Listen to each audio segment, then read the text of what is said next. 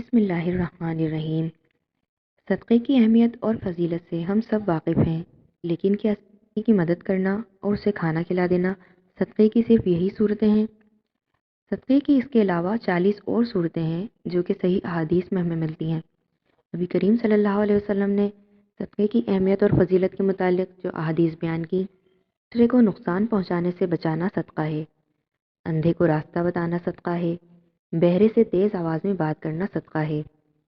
گونگے کو اس طرح بتانا کہ وہ سمجھ سکے صدقہ ہے، کمزور آدمی کی مدد کرنا صدقہ ہے، راستے سے پتھر، کانٹا اور ہڈی ہٹانا صدقہ ہے، مدد کے لیے پکارنے والے کی دوڑ کر مدد کرنا صدقہ ہے، اپنے ڈول سے کسی بھائی کو پانی دینا صدقہ ہے، بھٹکے ہوئے شخص کو راستہ بتانا صدقہ ہے، لا الہ الا اللہ کہنا صدقہ ہے، سبحان اللہ کہنا صدقہ ہے، الحمدللہ کہنا صدقہ ہے،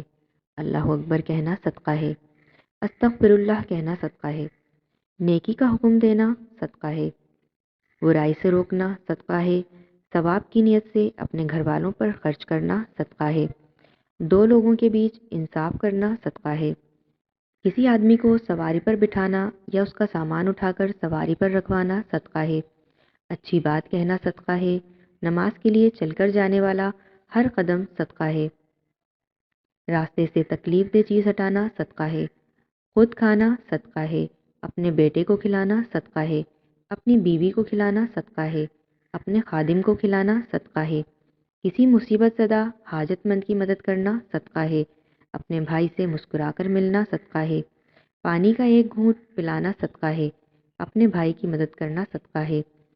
ملنے والوں کو سلام کرنا صدقہ ہے، آپس میں صلح کروانا صدقہ ہے، تمہارے درخت یا فصل سے جو کچھ کوئی کھائے وہ تمہارے لیے صدقہ ہے، بھوکے کو کھانا کھلانا صدقہ ہے، پانی پلانا صدقہ ہے، 2 مرتبہ قرض دینا 1 مرتبہ صدقہ دینے کے برابر ہے، کسی آدمی کو اپنی سواری پر بٹھا لینا صدقہ ہے، گمراہی کی سرزمین پر کسی کو ہدایت دینا صدقہ ہے، ضرورت مند کے کام آنا صدقہ ہے، علم سیکھ کر مسلمان بھائیوں کو سکھانا صدقہ ہے۔ ان معلومات سے آپ خود بھی فائدہ اٹھائیے اور دوسروں تک شیئر ضرور کیجیے، کیونکہ کسی کے پاس اچھی بات پہنچانا یہ بھی صدقہ ہے۔